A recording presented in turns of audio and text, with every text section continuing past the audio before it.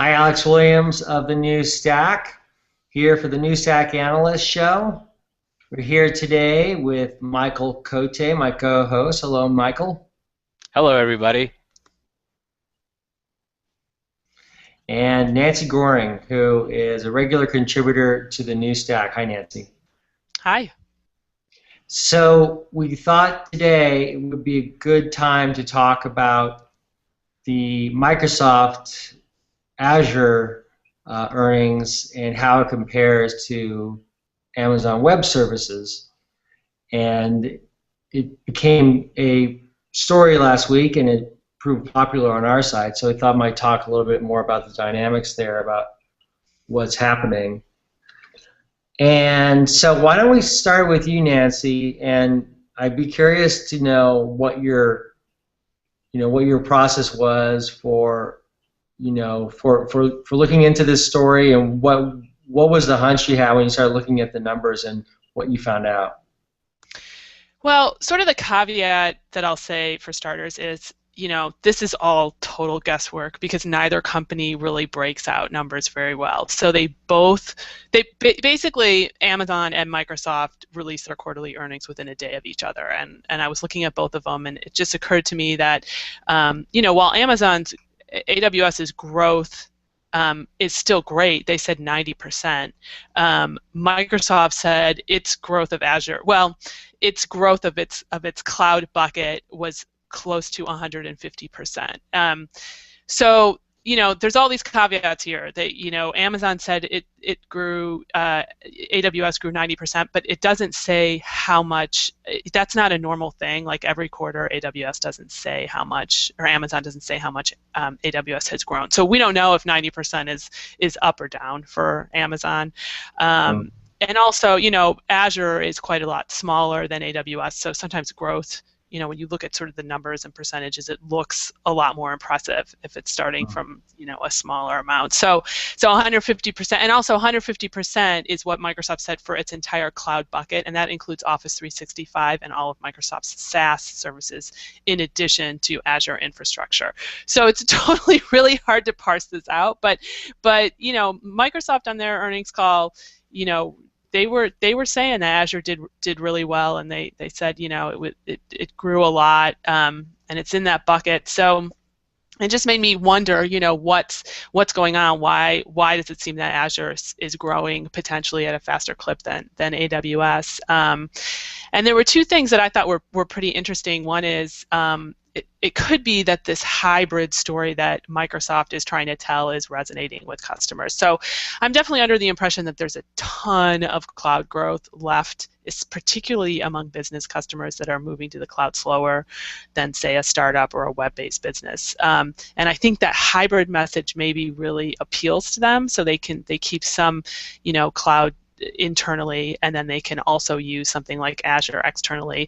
Microsoft, I think, has a good story to tell with that. What was interesting about Microsoft's earnings is that I think the general thinking is that as cloud grows, internal data centers shrink, but that's not what Microsoft is seeing. I think people were surprised that Microsoft server revenues were up. It was 19%, so it's not like they're going through the roof, but that's decent growth. And so that seems to tell me that this hybrid story is resonating with people. People are continuing to buy servers for internal data centers, and they're also buying more cloud services.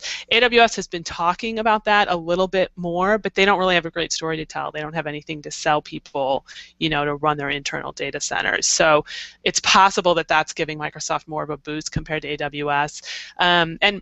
It's possible also that Microsoft talked a lot about the services that they're selling on top of the basic infrastructure Azure services, and that strategy, Microsoft said, has been paying off and driving revenue. So, Amazon has a ton of bells and whistles, but they're just sort of getting into these higher level services, like desktop as a service, and those are the kind of services that they're meant to appeal to business users. Business users aren't used to looking to Amazon for services. So My sense is that Amazon isn't doing particularly well with that. I've actually been trying to find desktop as a service Amazon customers who are using their workspace as services, and haven't been able to find anybody. If you go on Amazon's website, people are reviewing it like they review Amazon products for sale, and most of the reviews are they don't get it. It's random people who are on Amazon.com and stumbling on this and thinking it might sound cool, but they don't really understand what it is. So I think Amazon, might have a little bit more trouble attracting people to those kind of services. Microsoft might have a better luck doing that because that's sort of their history. So I don't know. I think that's maybe what's going on here. Michael, any insights on what Nancy's saying there? I mean, it seems to me one thing in particular, we never know what anyone's numbers really mean. Yeah. Let me tell you about our website traffic over here at the News Tech. I mean, it's like there's always level of self-interest there. So I think there's that all the way around. So, but independent of that, do these results have some meaning for for Azure and for what we're seeing in the market? Yeah, sure. I mean, I think Michael? the big dramatic thing. I think I have sort of like a lag here. Let me turn the video off and see if that fixes it. I think the massively like dramatic thing is basically price cuts have affected the revenue, if you will, right? So, I don't know if Nancy's figure on Azure is the same as Amazon's. I would assume so, but Amazon's 90% growth was usage, if I remember from the call. It wasn't necessarily revenue; it's just raw usage, which is great.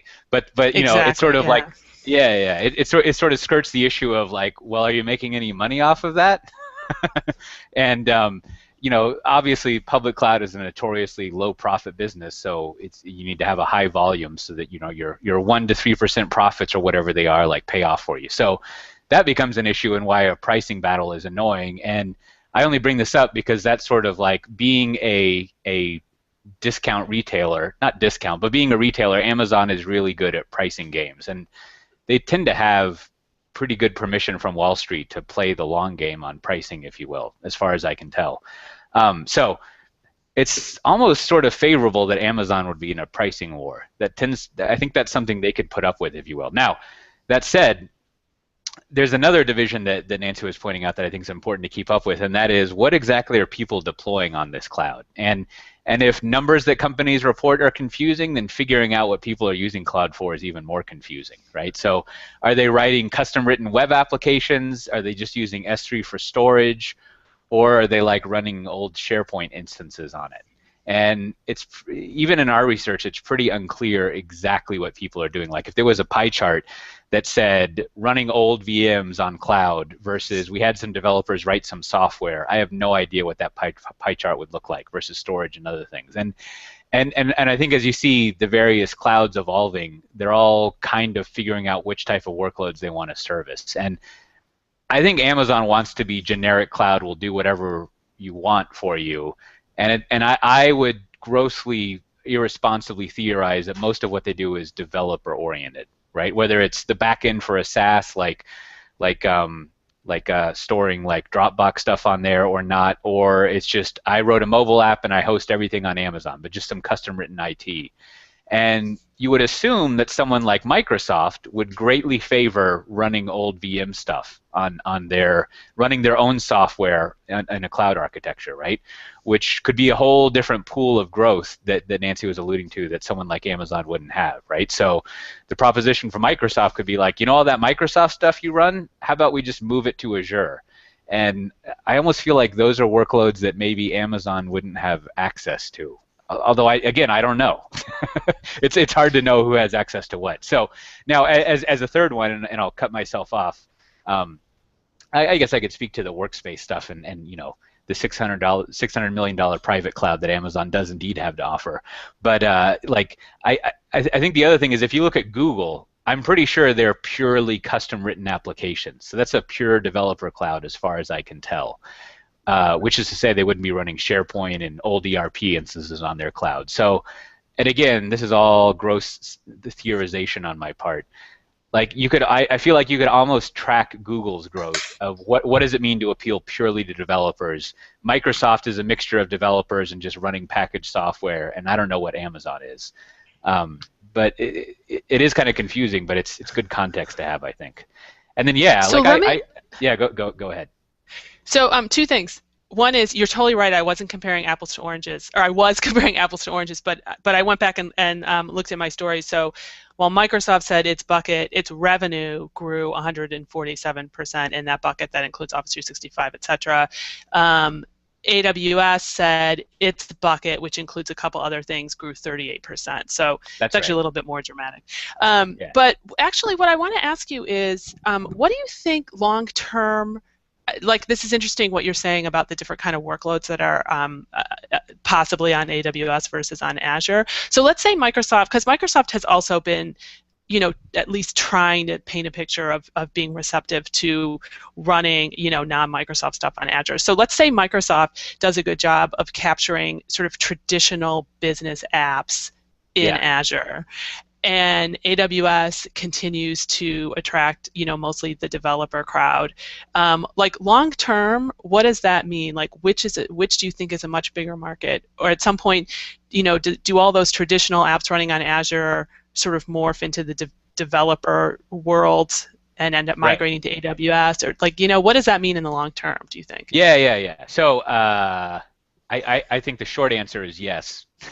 but the more nuanced answer is essentially one of the things I would like to track that I don't, because it's hard and I'm not as good as someone like a Horace Deju or other people, is this last point you were talking about, which is if you were to do a 100% area chart of SaaS versus packaged application, what would that look like?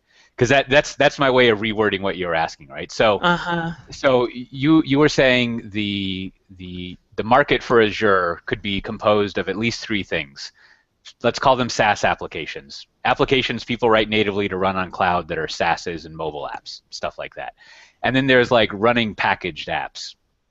And then maybe there's like the application needs of non-tech companies. So when we go to pay a bill online, Citibank or Chase has a bunch of people who need to write that. Or like if I'm, like fracking some town in North Texas, I've got some software I need to write to do that, or whatever, so forth and so on. So those are kind of, and there's more. There's also like business intelligence and storage, whatever. But let's focus on those three buckets. And the big question, I think, is between the two buckets of SaaS versus packaged software. And the question becomes like, when will packaged software die out?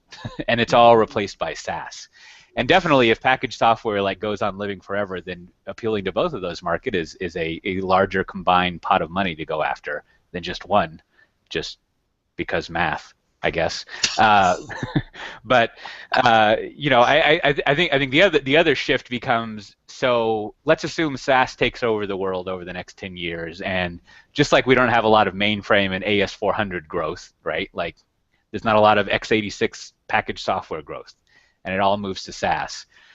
In theory, companies who are spending money on packaged software, they can do one of two things. They can just pocket that money and do nothing, or they can keep that money and like spend it on better custom software development, right? And so instead of someone like Uber coming along and screwing up the transportation industry, maybe they could just innovate and write their own software to suck less, right? And so that's another shift that would occur, is like maybe it's cheap enough and it makes sense that companies could actually spend money developing their own custom application stuff. And then if that becomes the scenario, then it's another draw, right? Because both Amazon and Azure and Google could appeal to those same markets, if you will. Yeah. And yeah. And then it just gets down to developer devotion and tactics and things like that. Yeah, and it's probably sort of a slow. I mean, my sense is that is going to be sort of a slow-moving evolution, in a way that that all of these providers can keep up. So, I mean, like if Microsoft is sort of focused in one way and they see the market, starting to shift the other way, they can try to shift their services to appeal to that shift as well. It's not like that says whether or not like Azure or AWS is going to do badly down the road, kind of thing. Right, right, and then there's another, if this is the right phrase, there's another stalking horse to kind of stare at the bird guts and see what the future is. Yeah. Like it'll be interesting to see exactly what those hundreds of applications in the IBM Apple deal are, right? Like, Right. are those what we would call SaaS applications, where it's kind of like a take it or leave it thing, and then you can kind of customize it a little bit with some funky forms and JavaScript? Or is that like hundreds of applications like we know ERP now, where it takes like 6 months to highly customize it to each person, right? Like, Right. those are two distinct ways of doing enterprise applications. And Yeah. if it's the first, then it's anti-packaged software, right? And if it's the second, then it's way pro-packaged software. and that scenario plays out better. Yeah, I mean, Go ahead, Nancy. no, go ahead, Alex. I was just going to say that seems to be one of the questions we're not really, I haven't heard talk much about, and that's the Apple story and all this. Yeah. And how they're playing the market right now, and they're playing the market. It seems like, first of all, through their developer community and the evolution of their own programming languages through Swift, and that translates to more developers who can develop more apps. And now they're offering some incredible amount of cloud storage on iCloud. And so they're really almost entirely app-centric, which puts them in an interesting position for mobile app developers, and that then, I think, puts AWS in a funky position. And I don't know how where that would place Azure. Then the question is about IBM and all these package applications and how they fit in that world. That to me just is like, I have no understanding of that question at all. Right. Yeah, I mean, my sense is and this is like pure speculation, but for the Apple IBM thing is, I feel like there's just going to be a bunch of packaged software aimed at different verticals and they're going to allow like some basic amount of customization. And to me, that's going to be appealing to smaller, like maybe medium-sized businesses, but the really big businesses, they're going to want their own custom apps. They're going to have their own developer shops internally that they're going to be building themselves, and those apps are going to be a competitive differentiator for them. They're not going to want this packaged app that just lets them tweak it a tiny bit for their needs. So I think it's going to be interesting, like how big that market is going to be for what IBM and Apple are talking about. Yeah. No, that's my default assumption of what the apps part of that partnership looks like. Yeah. I think your explanation is good. I'm glad it's good. I'm here for you, Michael. Sure. I'll send a little sticker made of gold. Awesome. I want to That's see a good that. payoff. Maybe we can give out stickers made of gold on the show here, for excellent insights. Nancy, you're the first. You get the first gold sticker. Congratulations. Woo! Thank you. Yeah, and then before we create more confusion than we came to this call with, we could drastically change topics to that desktop as a service or workspace as a service stuff, which I agree. Like to only monologue slightly. When I came to 451 Research last year, they asked me to sort of like do a bit of virtual desktop or VDI coverage, which is, don't tell anyone, but it's not anything I really knew much about. But so I've been kind of like filling in there and studying it and all of that. And now thankfully we have more people who are much more seasoned and better at it. So that's good. But in the meantime, I had a chance to like play around in that area a bit. And the difference between the slides when it comes to like workspace and clouds or desktop as a service and then actually using it is drastic. Like it's sort of like the value prop sounds awesome and you're like, I can get this desktop experience, and then you sort of like boot it up, and I've used several systems. You boot it up and you're like, wow, it's like the old days when I would drag like a Windows 3.1 window and there would be this trail of windows following it and all sorts of things like that. And like it's just, I can totally see how it would make sense for several sets of requirements companies have, but just for like a normal end user, it's not satisfying. So do you have at least a when sense I've used it. Do you have a sense that there are like literally any large deployments out there, because I actually happen to be separately doing a story about desktop as a service, and Sure. I cannot find any users to talk to that don't have more than like 30 people on it. Yeah, there's some, I can never remember anything. That's why I'm into computers, because they remember. But like, Yeah. I've been told of several large installs which Really? Okay. that exists out there. I mean, the issue is like when it comes to virtual desktops and also desktop as a service, most of the deployments are like for, I don't know, I'll probably get like criticized for putting it this way, but it's you basically give that to users you respect less than other users, right? Like people, like call center people, sales people, like people who they may not like it, but you don't really care.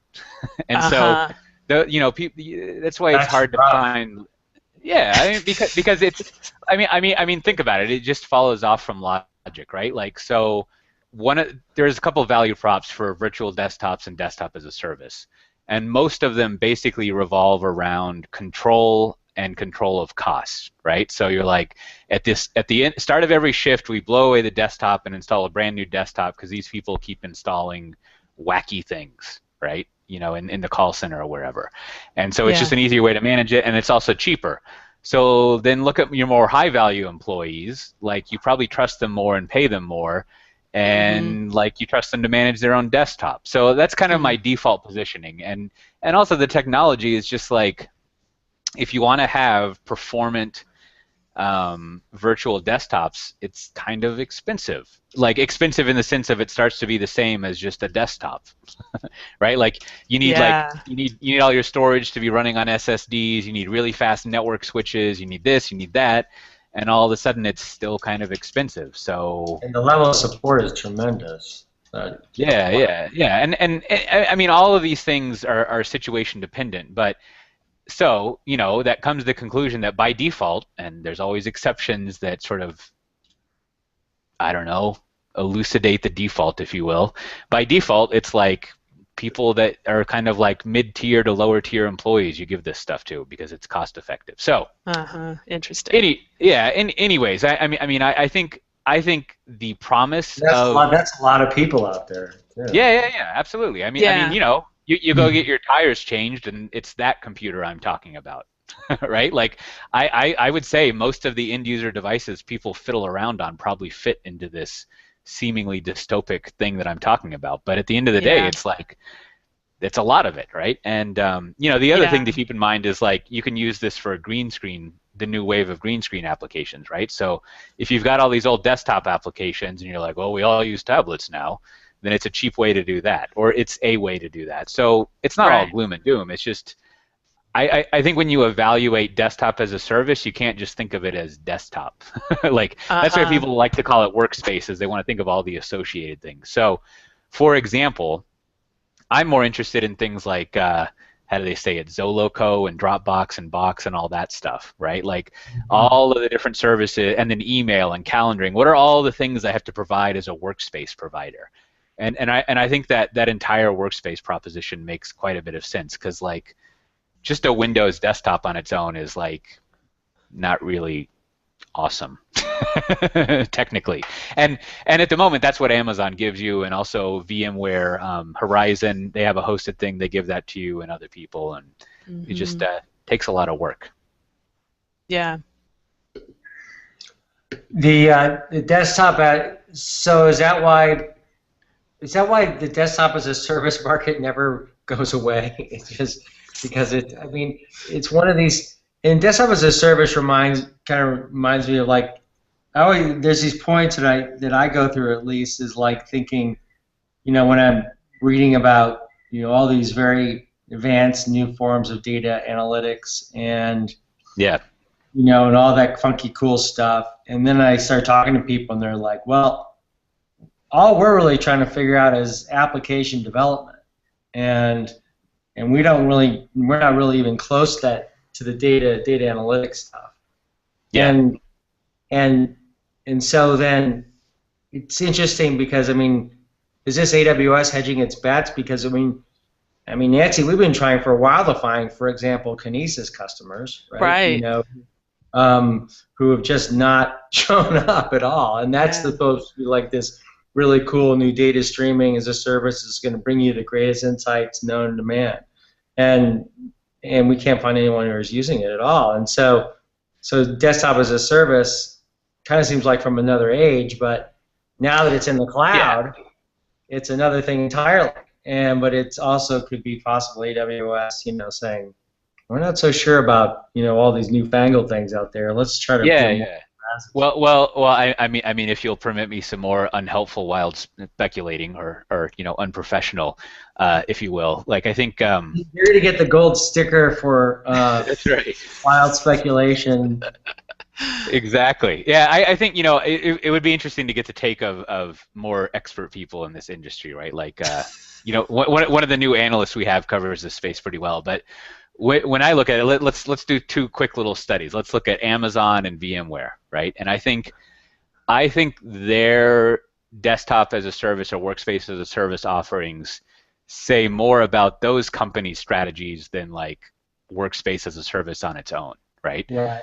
So I think Amazon does it because I think Amazon's strategy in IT is similar to its strategy in retail, which is we're going to sell everything. Like we're going to build this base platform that makes it really cheap for us to try to sell anything in IT. So after spending all that money, like, I mean, I forget, but they spent like 3 to 4 billion last quarter in capital expenditures, which is a lot. And so that was for their distribution centers, their AWS stuff. Like they spend a lot of money, so they have a lot of sunk cost, as you would say, in that. Which means the turning a frown upside down on sunk costs is it means if you can come up with something to build on top of that, it's, I'm putting this in air quotes, free, right? So in theory, the cost to like for each instance of a workspace as a service for Amazon is probably tiny. And it probably didn't cost them much to come up with it. So they can just kind of stick it on the shelf and see if anyone buys it. Again, which is particularly... It's not, but the thing is, I mean, that's totally true, but it's just interesting to see how successful they'll be because my sense is like, you got to get out there and push it a little bit more and actually make it a little bit more well-rounded. Like when they first came out, I think at the very beginning, it was like you could only manage like 5 users or something. It was like, who are you going after? You got to have some admin tools and stuff or no one's actually going to use this stuff. Yeah. No, and the enterprise integration, if you will, was very minimal with promises that it would become maximal. So, more the point is that if you were to like be some sort of product strategist and look at the assets Amazon had, you would be like, well, of course we should do this, right? Yeah. Like, and we'll see if we're successful or not. No big deal, right? Like, and so VMware has a different position where it's sort of like they want that to be a big market for them, and they make a fair amount of money in virtual desktop stuff. So to them, it's not so much a sunk cost; it's more about retaining and growing the revenue they already have. So VMware started with this Horizon effort, right? That's right. And that included the desktop as a service. It also included kind of other stuff where they were trying to like almost try to move up the stack to compete with Microsoft. That's right. Yeah. So the way they, but then Pat Gelsinger came into town, and it seems like they said, and they actually did shed some of these acquisitions that they made. So they retreated, in many respects, back to their their base camp of and offering all the core stuff that they've been offering for years, but instead focusing more on the virtual networking stuff, right? And like trying to like gain a foothold, in the data center through that. So now we have, them, so they retrench, but then AWS has had just such tremendous success with developers, and and has grown considerably in that way. So I'm trying to understand these, these incongruities here, because it seems like VMware is not even doesn't even seem interested in desktop as a service anymore. Well, they just bought Desktone, so they're definitely interested in it. Oh, well, then I need to read up. Yeah, no, I think you can divide VMware's revenue into sort of like server and network virtualization and end user virtualization, and uh, way above and beyond their liking of networking virtualization, they also like money, and they definitely they don't want to lose the money of the end user virtualization market, where they started off with like their thin client stuff, and if I remember, they coined VDI as a term, and then they were partnering around like desktop as a service, and then like Nancy said, they bought Desktone last fall, I think, which allowed them to do two things. One, have their own workspace as a service, and also have a business selling workspace, being an arms dealer or a general store person, depending on your metaphor hole you want to go down, being the general store to the gold miners of service providers who also want to do workspace as a service, who structurally have similar assets that Amazon has, right? So, and then this brings up another thing, there's Citrix, who is sort of like the king of virtual desktops. And again, their strategy is they don't actually have their own. I'll simplify it to make it clear. They don't have their own desktop as a service offering. Right. They instead are suppliers to service providers who want to do a workspace as a service thing, which is a good way to, that's an approach that distributes your risk out to all of your partners instead of having it all centered on yourself. So again, all of these, like, let me put it yet another way. If I was, me and some other person were sitting here in my office and we were dreaming up startups to start from zero, I don't think we would do workspace as a service, right? Like, it's more of a market that if you're an incumbent or you have a reason to move into that market, like Amazon and service providers, you do it. But it's maybe not the best idea of like a net new thing to do versus all the other opportunities you would have. So it seems in all, if you're going to, I mean, I'm thinking back now, to how we started this conversation and trying to define the numbers for Azure and for AWS. It seems like the direction, or at least the trend that we're seeing, is like include as much as possible as you can, and in your revenues, and reflect that in the products that you're offering out there as well. And I think that's pretty evident, in this, in these this desktop as a service, offering that AWS has, and all the other stuff that AWS is offering still, like a lot of backend as a service, and technologies that they announced with their mobile, platform, and how they're trying to provide even a deeper backend as a service, and putting out, and again, kind of trying to swallow up, what you call that middleware market, like that cloud middleware market, all the CI and CD companies out there. And, yeah, I do think it's going to be really interesting as Azure and AWS add more and more of these services. I think what's going to be interesting is the impact that it's going to have on the existing third-party independent companies that are offering those same kind of services right now on top of like AWS and Azure, like the standalone backend as a service providers. I've been watching them closely for ages now that the cloud providers are starting to offer those services themselves. Like, that's just going to weed out the independent backend as a service providers, and some of them, might survive because they probably offer like way better services than Azure or AWS are going to offer, just because if you're offering 80 million things, you're probably not going to, there's a good chance you're not going to offer the absolute best. And if you're just one independent company focused on backend as a service, you might offer something better. But I don't think that the market can support all of the backend as a service providers. And I'm wondering if the same thing is going to happen in like a whole bunch of different markets, like desktop as a service and other areas like that, as the cloud providers themselves get into these spaces. What's going to happen to these independent guys? I think it's going to be interesting to watch. Yeah. I think in the technology space, interestingly enough, much like the retail space, at least in North America, as far as I know, like things tend to consolidate into an oligarchy. So the mom and pop operations tend to just get left out from living in the future. because consolidation happens in both of those verticals, and unless, you know, with whether it's things like Linode or DigitalOcean, there's like boutiques, if you will, and Right.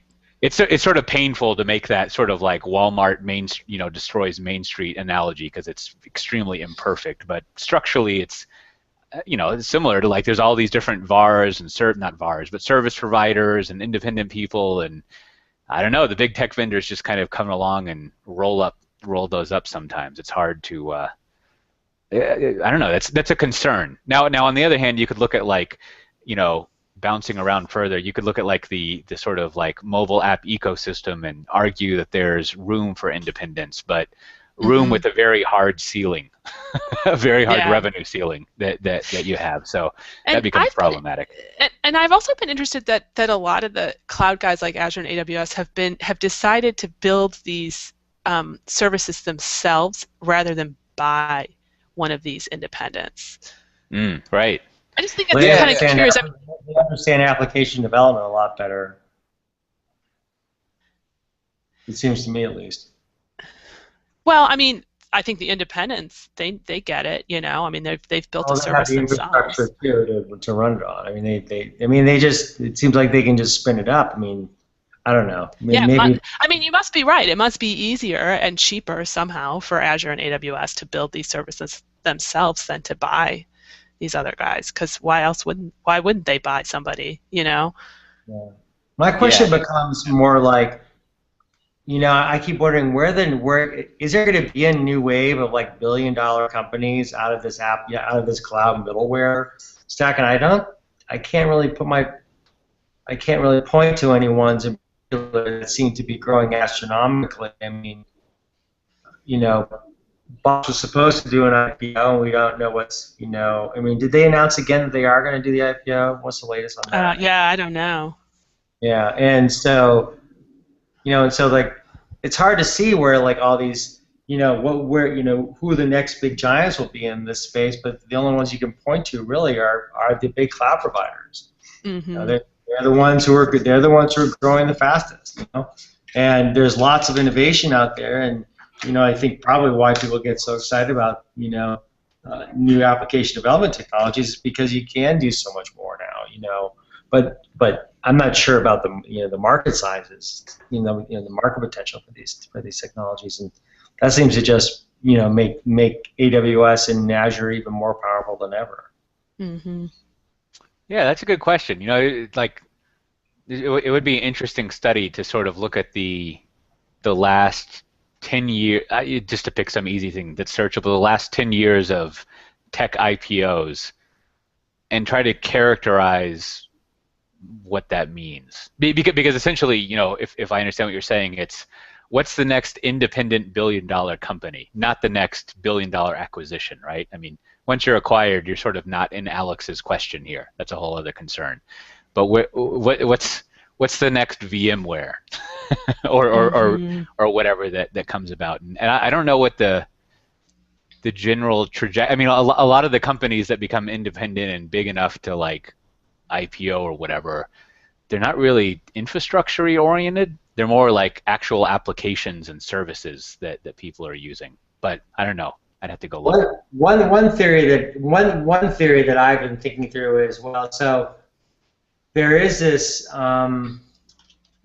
trend toward not going, you know, into IPO, and instead just remaining privately held company, and, you know, and growing that way, you know, and not taking all the risks that are inherent with, you know, being traded on the public markets. And that, you know, that seems to me like that has the greatest potential then for these, you know, for these middleware companies out there, and what could temper, you know, the juggernauts that are, you know, AWS and Azure and Google, because, you know, if they could find, it seems that seems to be to me a logical kind of evolution where you find companies that are just growing and they're not aspiring to be publicly traded companies, so they can, they have investors that they have to, that they have to please and everything else, and so that changes the valuations, and it changes,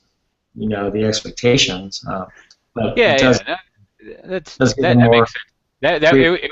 maybe that would be the search filter is like to is sort of, we could call it the capital injection list. Like whether the capital was injected through an IPO or it was injected through like a gigantic private equity injection. Like Hmm. that would be that might be the magnitude one's looking for.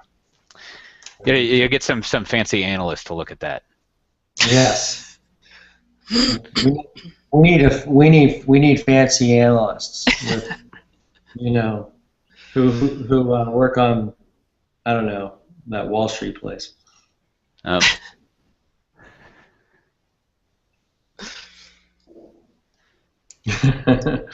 So anyway, I mean, the question, I guess, I mean, Nancy, maybe like just we only have a few more minutes here.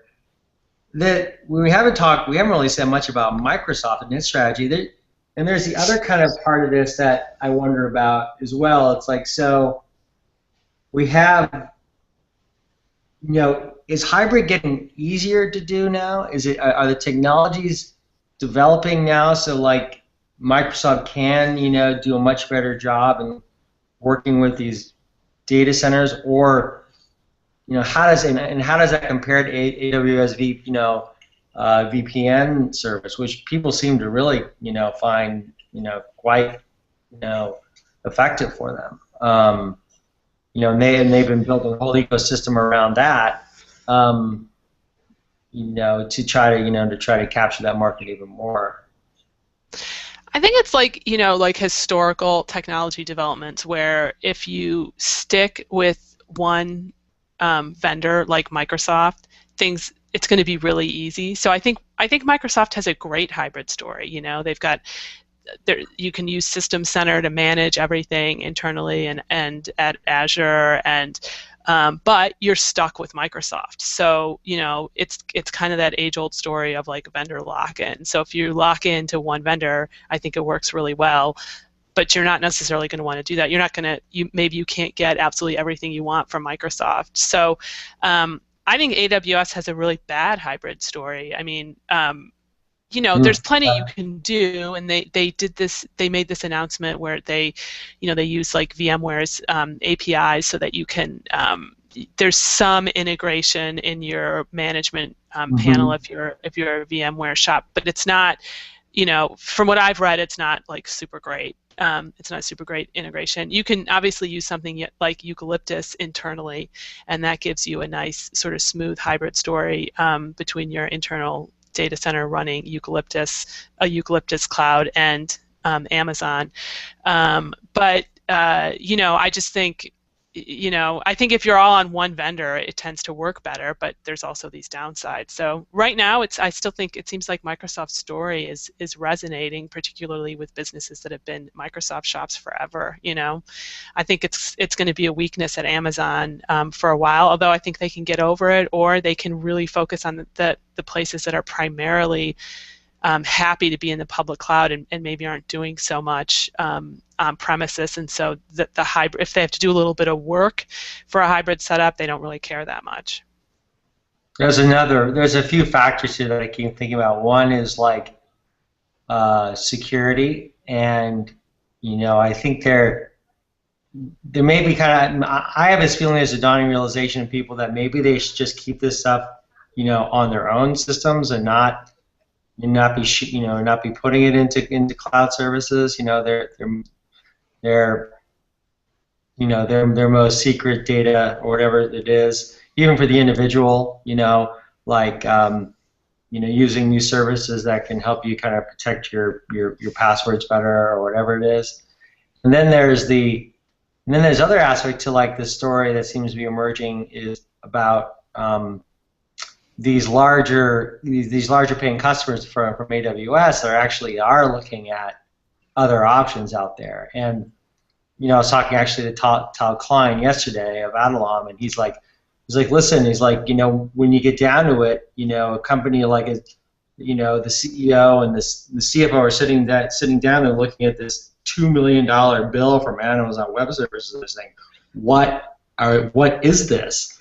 And they call up AWS and say, we can't do this anymore. And so, and so inevitably you see this with Salesforce, you see this all the SaaS providers, they do offer enterprise deals, right? And they do offer these enterprise package type of deals.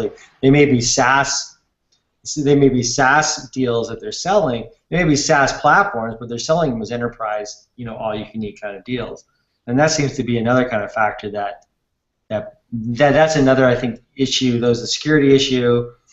Not saying whether one is the better than the other, but there's a perception out there. And then there's also the pricing models, which I think makes it a little bit more, which paints a good picture for Microsoft. Yeah. I mean, I do think I've been hearing, it seems like for the past few years people have been talking about that there's sort of a threshold of spend at AWS where businesses start realizing that it might be a lot cheaper to pull it all in-house. So that's actually another interesting challenge for Amazon, like as businesses' cloud operations get bigger and bigger, there's more incentive for them to bring the operation in-house. Which would be a loss for someone like Amazon. But I don't know. It'll be interesting to see how severe that trend plays out down the road. Mm-hmm. Michael, any final words of wisdom? Well, I mean, on that topic, I think we now know the ceiling of outsourcing, which is apparently $600 million if you're the CIA, and then you outsource your cloud to Amazon, I guess. But we don't know what there's some trough in the middle, right? Like maybe if your expenditures are $5 million, you should insource. Like it seems like there's probably an upside down bell curve of spending there. But yeah, no, I mean, as far as the hybrid cloud stuff, like I'm always like dismayed that people want so much on-premise stuff. So that's real. Otherwise, I wouldn't be depressed all the time. Like. But why do you think it's depressing? And what would you do then, Michael? What would you do? I know. I wouldn't be able to drink as much. It'd be terrible. I don't know. I mean, I just obviously I'm speaking kind of jokingly and hyperbole here, but like the purity of public cloud just seems intellectually satisfying, right? Like instead of managing my own messy like data centers and stuff, and like. It's just expensive, but it gets expensive. I mean, yeah. It's like that Lawrence of Arabia. I like the desert because it's clean, right? Like it's that's what public cloud seems like versus data center. That's the quote of the day. So I looked in our little funding tool here we have at 451, and I did a search for since 2005, like what are companies that have gotten $500 million or more funding, and I'm sure there's more, but the results we have are like there's Box, Cloudera, and Dropbox, and like I said, I'm sure there's more, but those are good ones to remember. Like Cloudera's gotten like over $1 billion in funding, and it looks like Dropbox has, and Box has like about 531 million in funding, essentially. So those are some monster rounds of money, following up on Alex's thinking there. Yeah. Well, on that note, on that mega funding deal about Box, I think we can probably call it a day. Thank you guys both for joining me on this episode of the New Tech Analyst, and we will be back next week. Thank you to my co-host, Michael Coté of 451 Research. Thanks, Michael. Sure thing. And Nancy Gohring, a contributing writer to the New Stack and in other places as well, including SiteWorld and many others. So, Nancy, thank you for joining. Yeah, thank you. Okay. Bye-bye. Bye, guys. Bye.